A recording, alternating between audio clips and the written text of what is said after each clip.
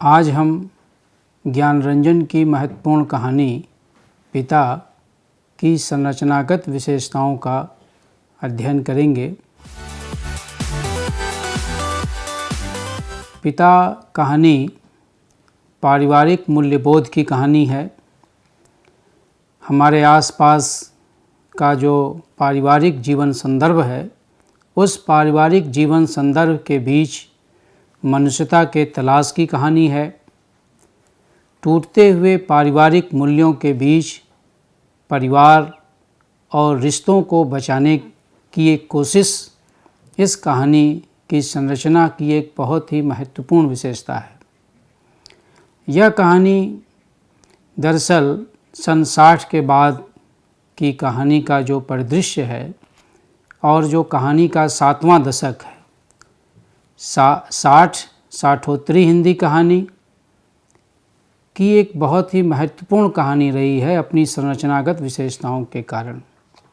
इसकी संरचना का अध्ययन करते समय 2-3 बातें महत्वपूर्ण हैं जिसे समझने की ज़रूरत है।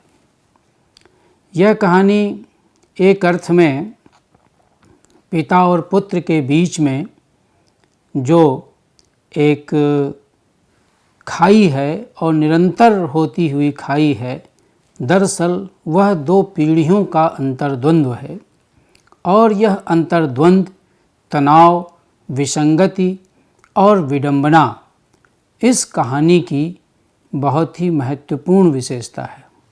विसंगतियों और विडंबनाओं के बीच में मनुष्यता की तलाश एवं मनुष्यता की खोज इस कहानी की संरचना का महत्वपूर्ण पक्ष है।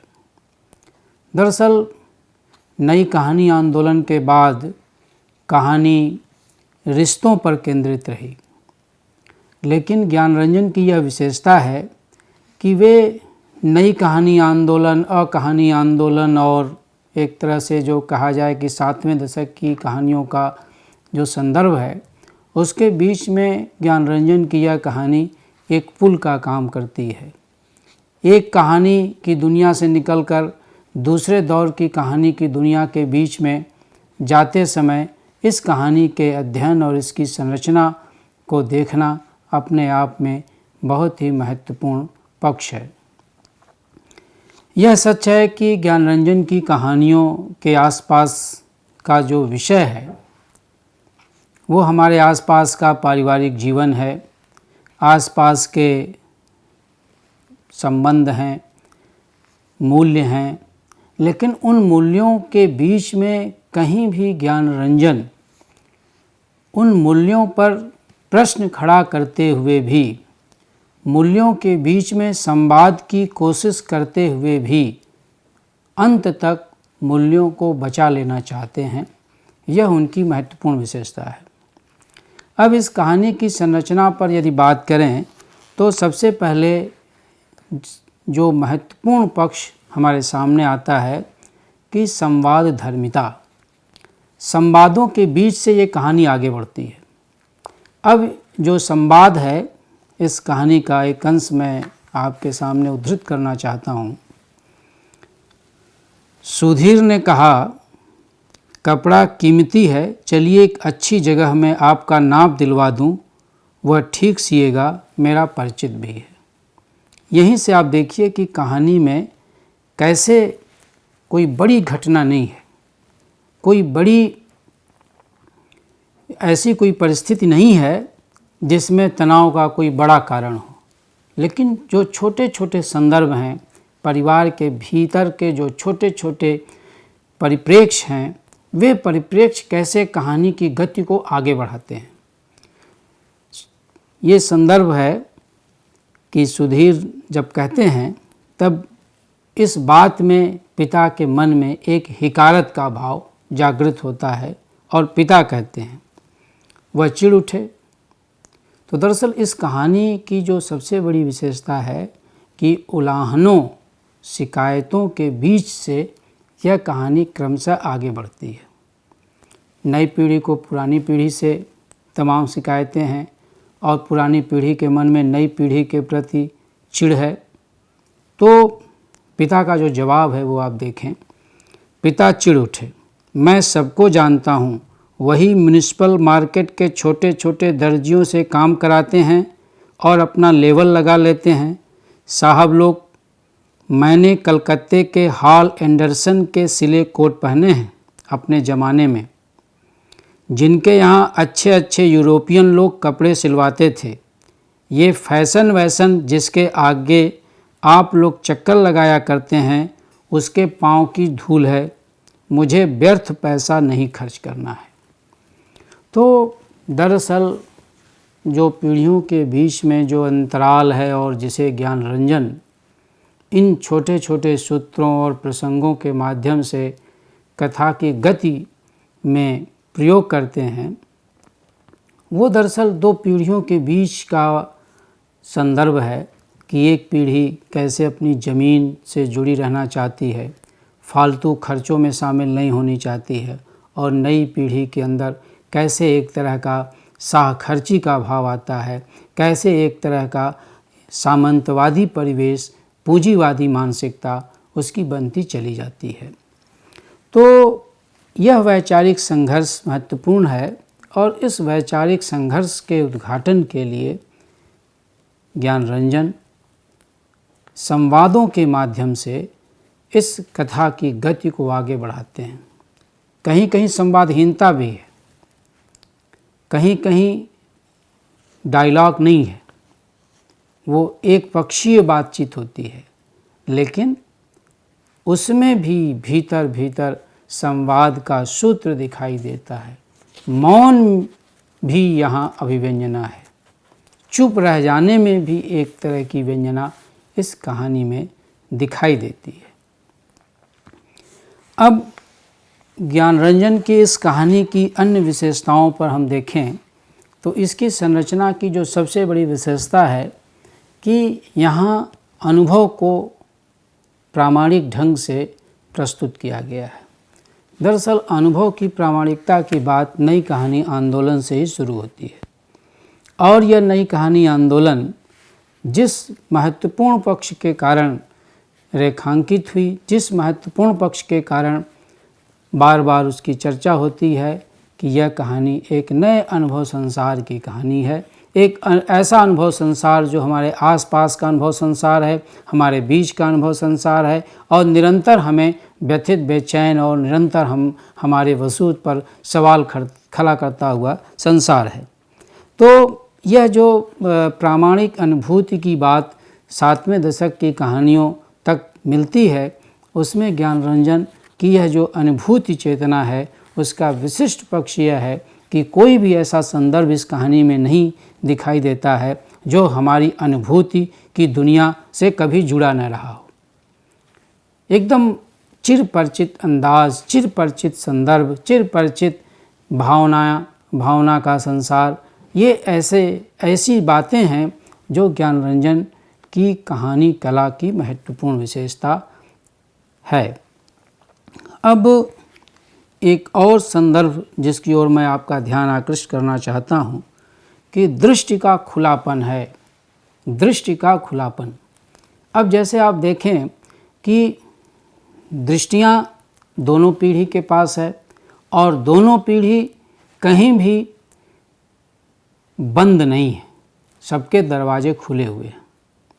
सब एक दूसरे से भले ही कतरा कर निकलना चाहते हों, भले ही उनमें कोई स्वस्थ, कोई समृद्ध संवाद, कोई समृद्ध भाव की दुनिया न हो, लेकिन फिर भी पुरानी पीढ़ी चाहती है कि नई पीढ़ी अपने में मस्त रहे और हमारे काम में, हमारी योजना में, हमारी जो संकल्प चेतना है, हमारी जो मूल्य दृष्टि है, उसमें उसका कोई हस्तक्षेप न हो।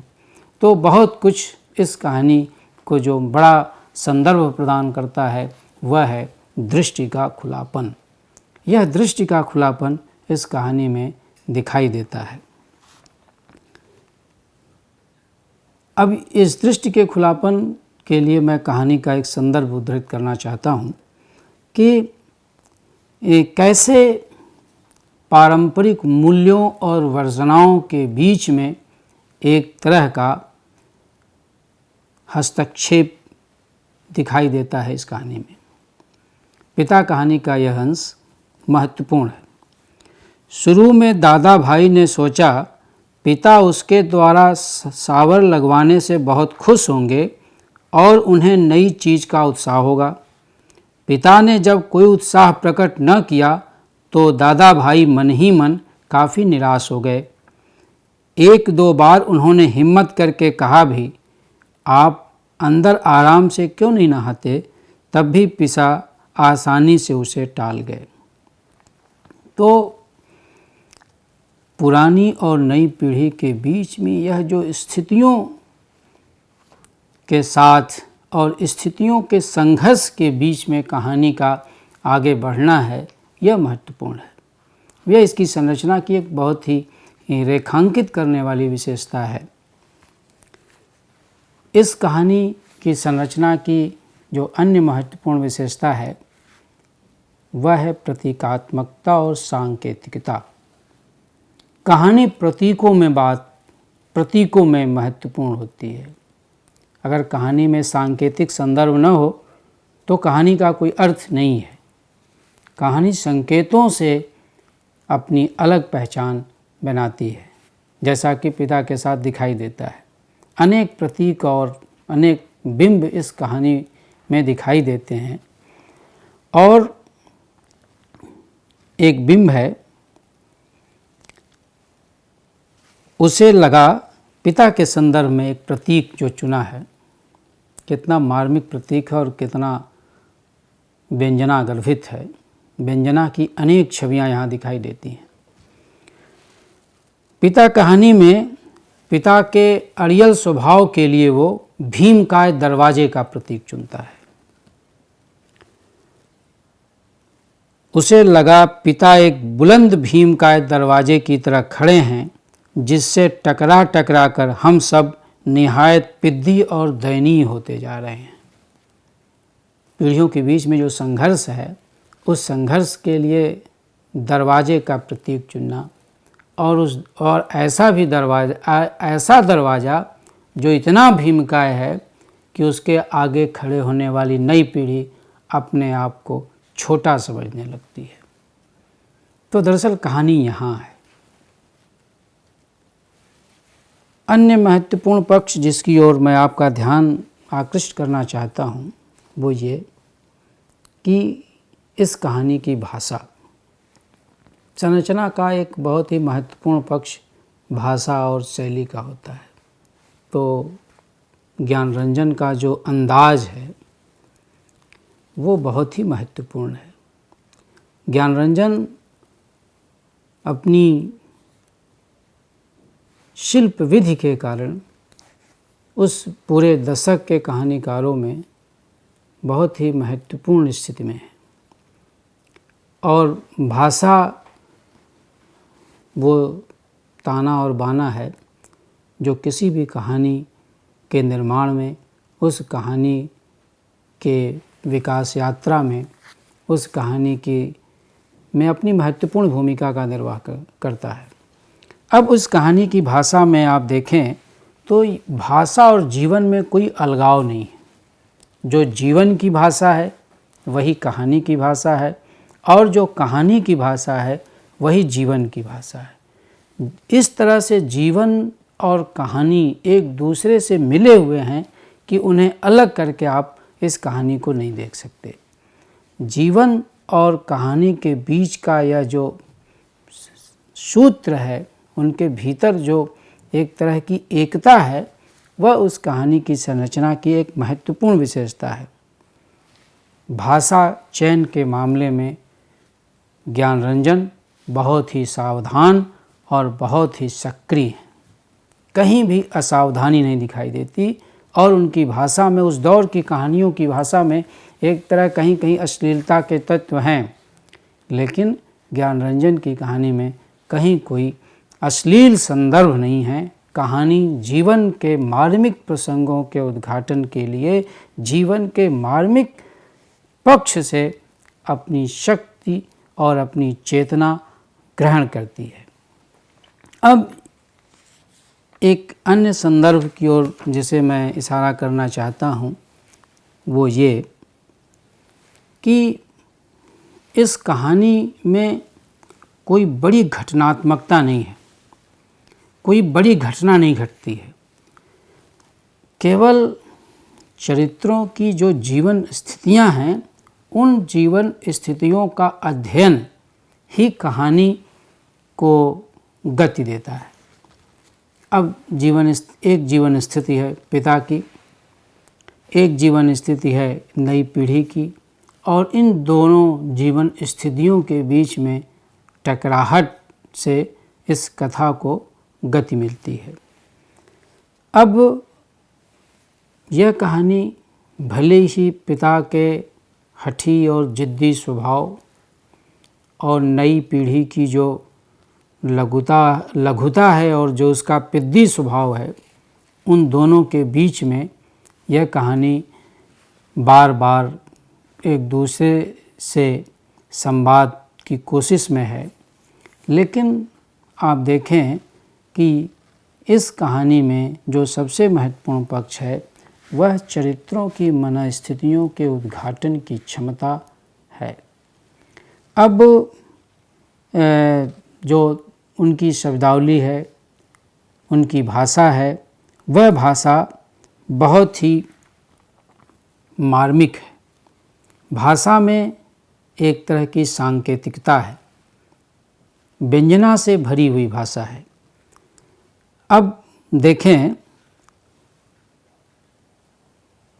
बेटों के मन में हठी पिता के प्रति उलाहना है, किंतु उनमें अभी श्रद्धा का भाव खत्म नहीं हुआ है, भले ही वह श्रद्धा का भाव अव्यक्त ही क्यों न हो।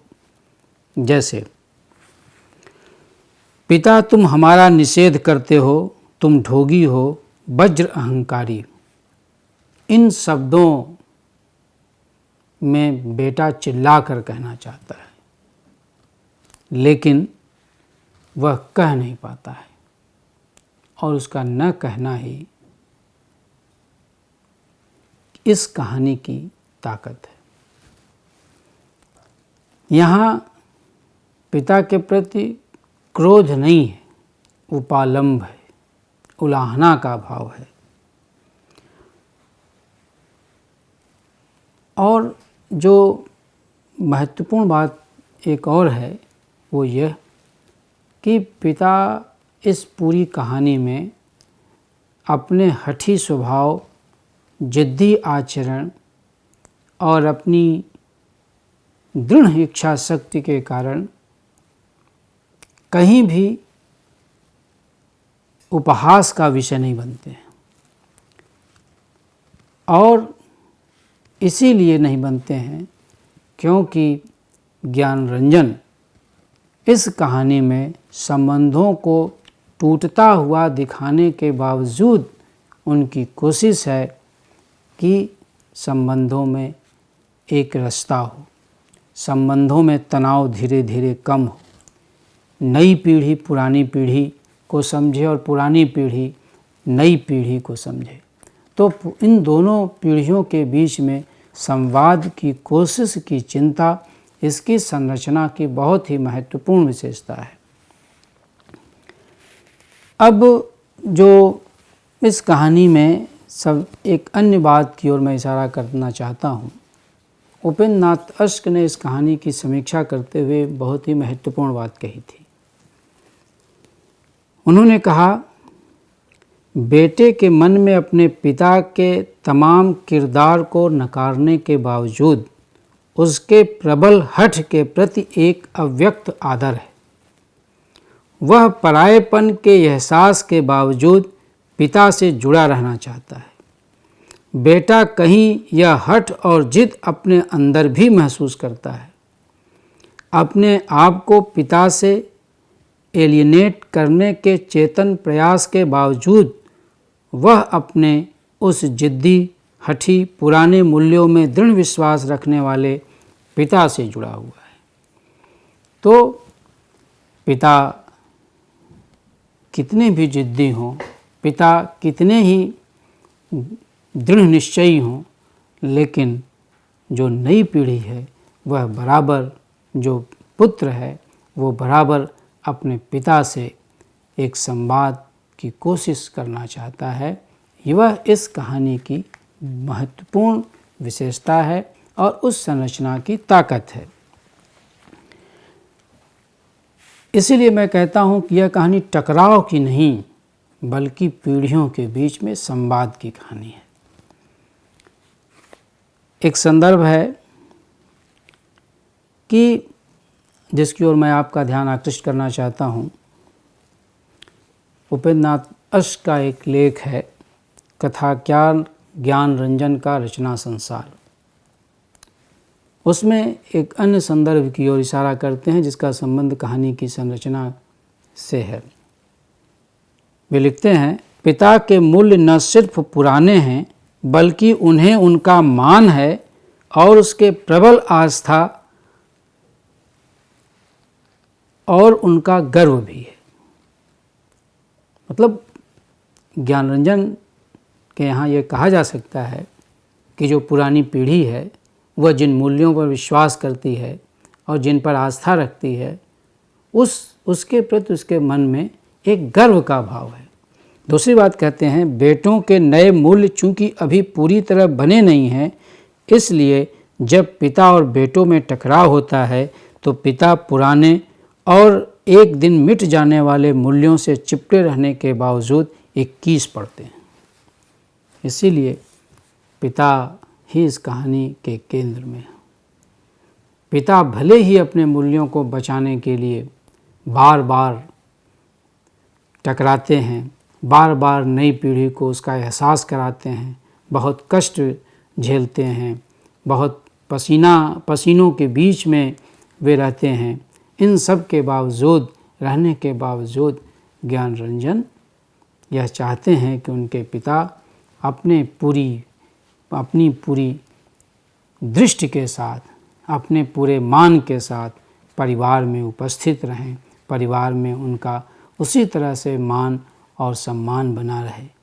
और इस मान और सम्मान को बचाने की चिंता इस पिता कहानी की संरचना के मूल में है। कोई भी कहानी अपनी शैली के कारण, अपने कहने के अंदाज के कारण भी महत्वपूर्ण होती है। और यह कहानी इस अर्थ में महत्वपूर्ण है कि इस कहानी में एक नए तरह की अन्वेषण की चिंता है, एक नए तरह के भावलोक की तलाश है। इस कहानी में भाषा इसमें सहायक है। भाषा का सवाल इस दौर की कहानियों के लिए बहुत महत्वपूर्ण रहा है, क्योंकि ज्ञानरंजन की यह विशेषता है कि उन्होंने जिस समाज की, जिस परिवार की कहानी कही है इस पिता कहानी में, वह उन्हीं की भाषा है। वो जैसे बोलते हैं, जैसे बैठते हैं, जैसे आचरण करते हैं, जैसे उनका स्वभाव है, उनके स्वभाव की जो कठिनाइयाँ हैं, उनके स्वभाव की जो जटिलताएं हैं, उनके स्वभाव की जो सीमाएं हैं, उन सभी सीमाओं, जटिलताओं, क्षुद्रताओं, बड़प्पन के साथ उस कहानी की भाषा में एक नए तरह का सौंदर्य पैदा करते हैं। भाषा इस कहानी की शक्ति है, ताकत है। इस संवाद धर्मिता इस कहानी की संरचना की विशेषता है। नए तरह का शिल्प विन्यास, प्रतीकात्मक शैली और तमाम प्रतीकों में बात कहने का अंदाज इस कहानी को महत्वपूर्ण बनाता है। इस कहानी की संरचना की महत्वपूर्ण विशेषता है। इस कहानी को पढ़ते समय आपको बार बार लगेगा कि यह कहानी हमारे आसपास की कहानी है, यह कहानी हमारे अपने परिवार की कहानी है, यह कहानी हमारे जीवन संसार से जुड़ी हुई कहानी है। ऐसा इसीलिए हमें लगता है क्योंकि जो इसकी भाषा है, जो इसका संसार है, जो इसका तेवर है, वह निश्चित रूप से हमारे भीतर की दुनिया से जुड़ा हुआ है। जो कहानी की चेतना है, कहानी का जो शिल्प है, वह एक ऐसा शिल्प है जो कहीं भी बनावटी नहीं है, कृत्रिम नहीं है, कहीं कोई पाखंड नहीं है, कहीं कोई रूढ़ नहीं है। बहुत ही सहज, सरल और मुक्त मन से रचा बसा गया इसका विन्यास है। जैसे ऐसा लगता है कि कहानी हमारे जीवन में बहुत ही भीतर गहराई में उतरना चाहती है, इसलिए इसकी भाषा में एक तरह का अंतरंग स्वभाव इसकी भाषा की विशेषता है। अंतरंगता इस कहानी के संरचना की महत्वपूर्ण विशेषता है। कोई भी चरित्र, चाहे वह पिता का चरित्र हो, चाहे वह नई पीढ़ी का चरित्र हो, कोई भी चरित्र आरोपित नहीं है, बल्कि सभी चरित्र सहज हैं, सरल हैं। तो इस तरह से अगर हम देखें तो यह कहानी पिता की जो संरचनागत विशेषता है, यह संरचनागत विशेषता नई कहानी आंदोलन के बाद का जो परिदृश्य है, उस परिदृश्य में यह कहानी एक ट्रेंड सेटर कहानी है।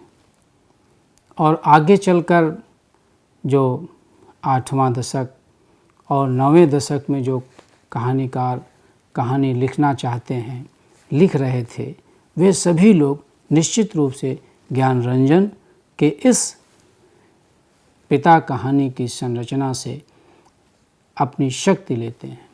पिता सिर्फ ज्ञानरंजन की कहानी नहीं है, बल्कि उस दौर के निर्मम सच और निर्मम यथार्थ की कहानी है। बहुत बहुत धन्यवाद।